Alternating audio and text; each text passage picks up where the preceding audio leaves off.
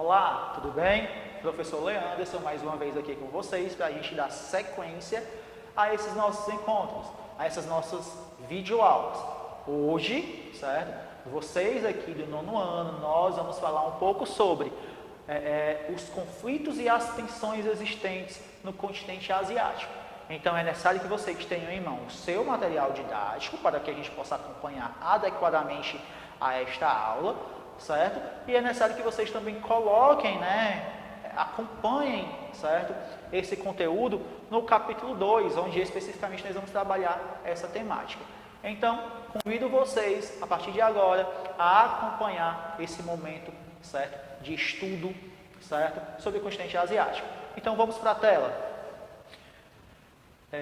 Na aula de hoje, como dito, nós vamos ainda falar sobre a unidade 4, só que nós vamos estar passando, no que diz respeito ao capítulo. O que nós vimos na aula anterior foram aspectos econômicos e hoje nós vamos trabalhar alguns conflitos, certo? Algumas tensões existentes nesse supercontinente.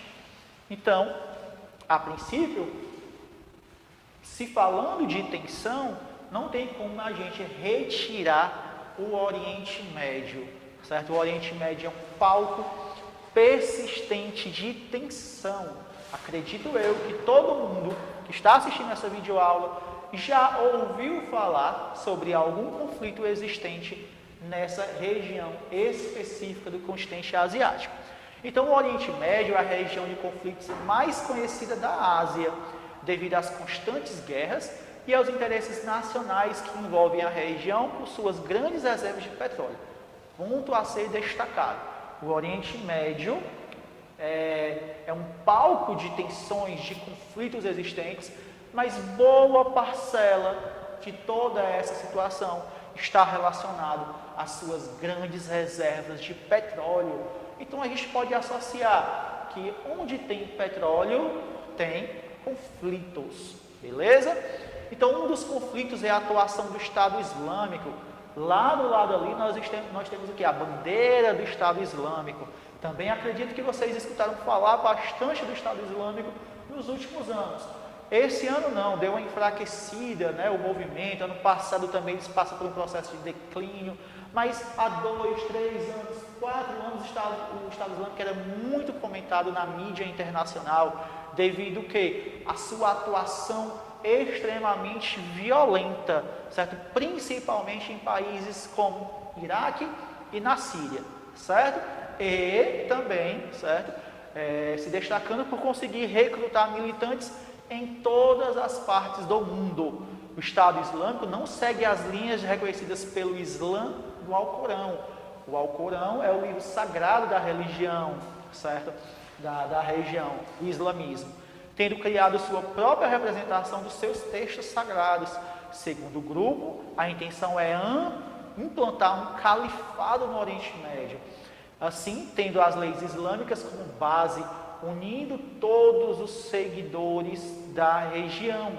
Para conseguir o objetivo, o grupo realiza uma espécie de guerra santa por meio de atentados terroristas em vários países do Oriente Médio e também na Europa.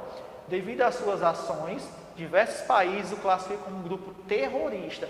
Inclusive aqui, o Brasil também considera o Estado Islâmico terrorista, certo? Nós temos também um conflito antigo que nós devemos falar, sempre citar, que é a questão da Palestina e a questão de Israel.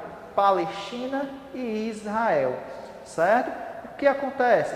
Os judeus historicamente ocupavam essa região que até o começo do século passado era da Palestina.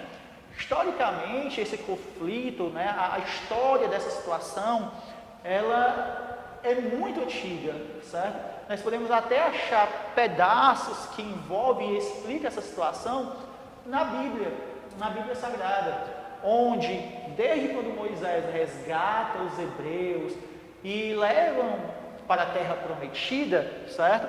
O povo hebreu, que vai descender do povo, que vai ser o povo judeu, certo? Tem ali sua terra demarcada, prometida.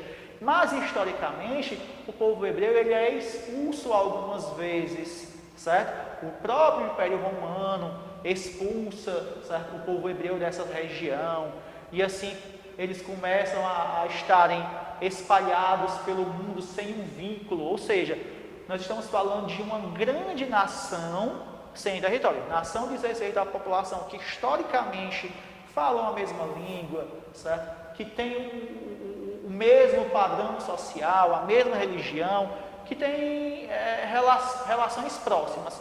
E território nós devemos associar o quê? O território, um lugar que exerça, que você tenha um poder, que você tenha soberania. Então o povo judeu, ele se configurava como uma nação, mas não tinha um território fixo. Aí acontece o que vocês sabem na Segunda Guerra Mundial, o Holocausto, a caça aos judeus e logo em seguida a criação da ONU. A ONU, como tendo que dar uma resposta para o mundo a esse período muito triste que nós vivemos durante a Segunda Guerra Mundial, chegou até a região da Palestina e decidiu dividi-la, dividindo a Palestina, dizendo que historicamente Israel pertencia aquela região era pertencida ao povo judeu. Então não agradou os palestinos, certo? Então gerou um grave conflito na região desde então. Muitas mortes, muitos problemas, certo? Que não foram ainda resolvidos. A questão da tensão entre Israel e Palestina é consistente, ou seja, ainda não chegou a um denominador. Assim,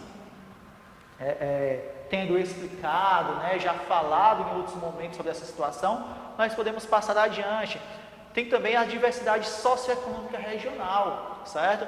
Além do Oriente Médio, existem outras regiões conflituosas no continente asiático, geralmente em razão da diversidade cultural, a religião, ou até mesmo as diferenças econômicas existentes entre esses países, certo? Assim, é importante ressaltar que alguns países que apresentam um menor IDH vivem um cenário geopolítico em que recebem forte influência de países externos em seu território, até mesmo com a presença de militares, vivendo em constante estado de conflito e guerra, geralmente contra facções armadas e tem como objetivos políticos na região. É o caso da Síria, do Afeganistão e do Iêmen.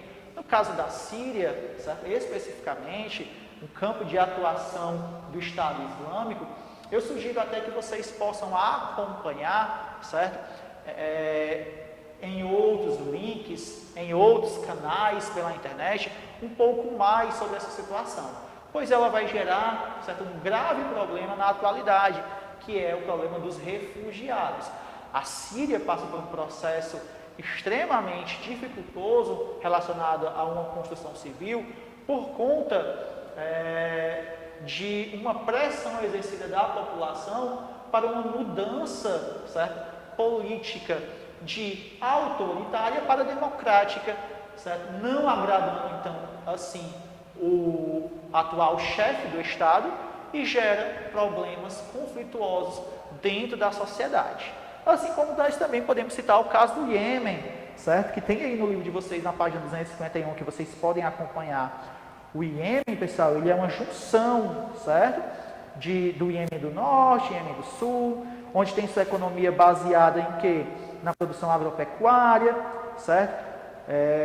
Em 2016, o Iêmen ele conseguiu exportar 898 bilhões e importou 6,69 bilhões, ou seja, um saldo da balança comercial extremamente positivo, alcançou um superávit, certo? Assim, também é importante destacar, apesar de ter tido essa balança comercial positiva, o país enfrenta graves conflitos internos e a população passa por necessidades em todos os setores, o que está refletindo no índice de desenvolvimento humano desse país, pois grande parte da verba governamental é utilizada na compra de armamentos. Ou seja, é um país que tem economicamente uma saída para o seu desenvolvimento, mas socialmente ainda a população não recebe, certo, essa melhoria, ok? Um pouquinho agora sobre os conflitos ambientais existentes no continente asiático. O continente asiático enfrentou e enfrenta conflitos oriundos de diversas causas, certo? Como a situação do Mar do Aral, que atualmente é a que mais se destaca.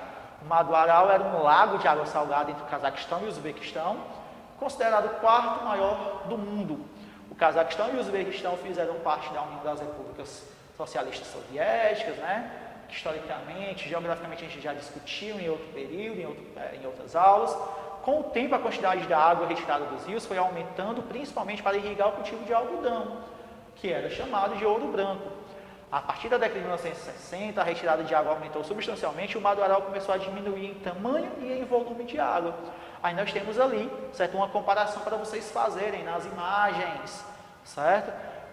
Uma comparação de 1989, certo, aqui à esquerda, e 2008 à direita. Então o que a gente percebe? Uma diminuição, certo, da quantidade do fluxo de água. No início do desvio das águas dos seus afluentes, até 2018, o tamanho do Mar do Aral foi reduzido em mais de 60% e o volume de suas águas em mais de 80%. Então, há muito tempo, pesquisadores de vários países estudam a situação em busca de possíveis soluções, mas até agora o desastre ambiental continua na mesma situação, ocasionando, certo, problemas aí relacionados entre esses dois países. Nós temos mais, né? Nós temos a cratera de Darvas, localizada no Turcomenistão, certo? Que é importante para a utilização e a retirada do gás natural, certo? Nós temos também situações encontradas na Sibéria, como a mina de Mir, certo? Que eu gostaria que vocês acompanhassem no livro de vocês, fizessem uma leitura prévia. Em outro momento a gente pode até discutir, beleza? Mas eu vou passando e vamos falar um pouquinho sobre os conflitos étnicos e cultural, certo? No que diz respeito a diferenças existentes, a etnia, certo? A cultura de povos. Então, a China tem chamado a atenção nos últimos anos pelo seu rápido crescimento econômico e pela poluição gerada pelo setor industrial. Beleza, nós já sabemos disso, certo? A China ela é o grande dragão da economia mundial, certo? Crescendo aí correndo a passos largos, ok? E esse crescimento ele gera, certo? Uma grande poluição pela atividade industrial, certo? A China também é um dos grandes países que mais utiliza o carvão mineral nas suas indústrias, nas suas usinas, certo? Até para a produção de energia. Então, o que nós não sabemos, entretanto, é a perseguição religiosa aos muçulmanos que ocorre dentro da China, certo? A China é um país muito diverso devido ao seu tamanho populacional e territorial. A China está entre os países maiores, certo? Em dimensão e também em população. Então, por conta dessa diversidade, encontram-se grupos que são minorias, certo? Especificamente os muçulmanos, certo? Chamados de uigures, certo? Que residem predominantemente na região autônoma de Xinjiang, na fronteira com o Paquistão. Então, esse grupo tem sofrido perseguições do governo chinês por ter práticas consideradas fora da sociedade chinesa, certo? E assim sucessivamente. A China, então, ela se destaca negativamente por essa perseguição a culturas diferenciadas, certo? Então, o controle exercido sobre a população na região tem acirrado os atritos com a população, certo? Islâmica. Então, houve casos extremos de intervenção em que o governo chinês colocou obrigatoriamente um grande número, certo, em campos de reeducação. Assim, certo, nós podemos chegar até outro conflito extremamente importante, que é a questão da Caxemira. A Caxemira é uma região que está localizada entre a Índia, o Paquistão e a China. Então, 3 países que estão de olho sobre essa região. Mas um grande destaque negativo, certo, é a troca de farpas existentes entre Paquistão e Índia, ok? Pois os dois possuem tecnologia nuclear, os dois já se ameaçaram, certo? E com isso gera uma constante tensão na região. A Índia se tornou independente do Reino Unido em 1947 e desde então os islâmicos e hindus disputam esse território. Nós sabemos que a Índia também é uma população extremamente diversificada devido à sua grande quantidade total da população. Porém, certo? Desde a sua independência, aquela parcela que tem como característica cultural serem descendentes do islamismo, certo? Praticarem o islamismo, disputa a autonomia desse território, o que resultou na delimitação do Paquistão Oriental, Paquistão Ocidental, certo? Que ambos são muçulmanos, e da Índia, onde a sua população majoritariamente é hindu.